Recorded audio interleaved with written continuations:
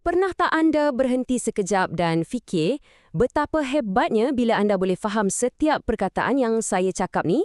Literasi ni bukan sekadar kemahiran biasa tau. Ia macam satu kuasa besar yang kita semua ada yang membolehkan kita berkongsi idea, cerita dan ilmu merentasi zaman. Jadi hari ni kita akan bedah siasat sikit. Apa sebenarnya asas di sebalik kuasa hebat ni? Ini soalan yang menarik. Macam mana garisan-garisan dakwat atas kertas atau titik-titik piksel pada skrin telefon anda tu boleh buat kita rasa sedih, gembira atau boleh bina satu dunia fantasi yang lengkap dalam kepala kita. Bunyinya macam magic kan? Tapi sebenarnya ada sains yang sangat menarik di sebalik semua ni. Okey, untuk faham keajaiban ni, kita kena mula dari yang paling asas. Pada dasarnya, literasi ni berdiri atas dua tiang utama. Dua-dua ni saling melengkapi. Satu untuk terima maklumat dan satu lagi untuk beri maklumat. Nampak tak? Literasi ni sebenarnya proses dua hala. Sebelah sini kita ada literasi membaca. Ini kebolehan kita untuk faham, untuk dekod simbol-simbol huruf jadi makna. Sebelah sana pula kita ada literasi menulis. Yang ni pula kebolehan kita nak encode idea dari kepala kita jadi simbol tulisan. Senang cerita, satu input, satu lagi output. Macam dua belah muka pada sekeping shilling yang sama.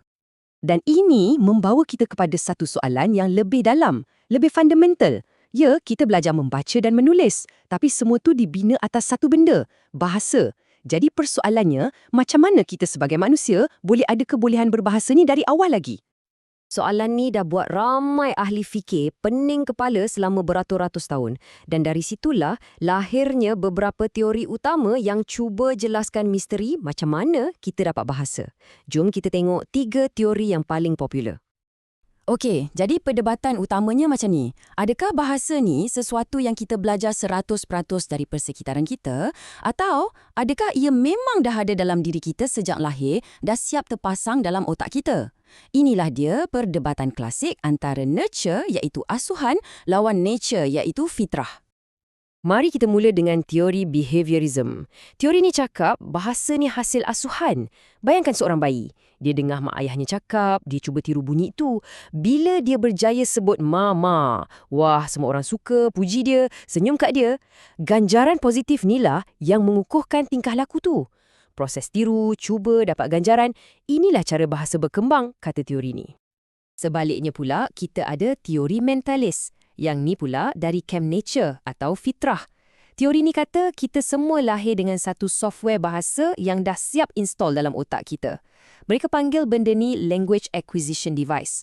Software ni cuma perlukan activation, iaitu dengan mendengar orang bercakap di sekeliling kita. Dan lepas tu ia akan mula berfungsi secara automatik. Dan kemudian ada teori kognitif yang cuba cari jalan tengah. Teori ni kata bahasa ni bukan setakat meniru dan bukan juga naluri semata-mata. Sebaliknya, kebolehan berbahasa kita ni tumbuh seiring dengan perkembangan otak dan pemikiran kita. Maksudnya, kita kena faham satu konsep tu dulu, baru kita boleh guna perkataan untuknya. Contoh mudah, seorang kanak-kanak takkan faham atau guna perkataan hilang selagi otaknya belum cukup matang untuk faham konsep yang sesuatu benda tu masih wujud walaupun dia tak nampak. Jadi, sebagai rumusan ringkas, teori behaviorism kata bahasa ni datang dari asuhan melalui proses meniru. Teori mentalis pula kata ia adalah fitrah semula jadi kita, dah ada program dalam biologi kita, manakala teori kognitif mengikatnya dengan penakkulan yang berkembang seiring dengan kematangan otak kita. Okey, cukup pasal teori. Sekarang, macam mana semua benda abstrak ni berkait dengan kehidupan seharian kita? Sebab bila kita faham bagaimana kita belajar, barulah kita akan betul-betul hargai mengapa literasi ni sangat-sangat penting. Jadi, kenapa semuanya penting sangat? Sebab literasi ni, ia adalah kunci kepada hampir semua benda dalam hidup. Bukan setakat nak lulus exam. Ia alat untuk kita berhubung dengan orang lain. Ia jadi tapak untuk kita belajar benda-benda baru. Ia tajamkan cara kita berfikir. Ia buka pintu rezeki. Dan yang paling best, ia hubungkan kita dengan akar umbi kita, dengan budaya dan sejarah manusia. Jadi, inilah mesej utamanya. Bila kita faham macam mana kompleksnya proses kita belajar bahasa, tak kiralah sama ada melalui tiruan, program dalam otak atau perkembangan pemikiran, kita akan lebih sedar betapa bernilainya kemahiran membaca dan menulis ni.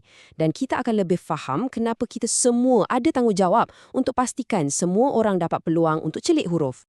Sebagai penutup, saya nak tinggalkan anda dengan satu soalan untuk difikirkan.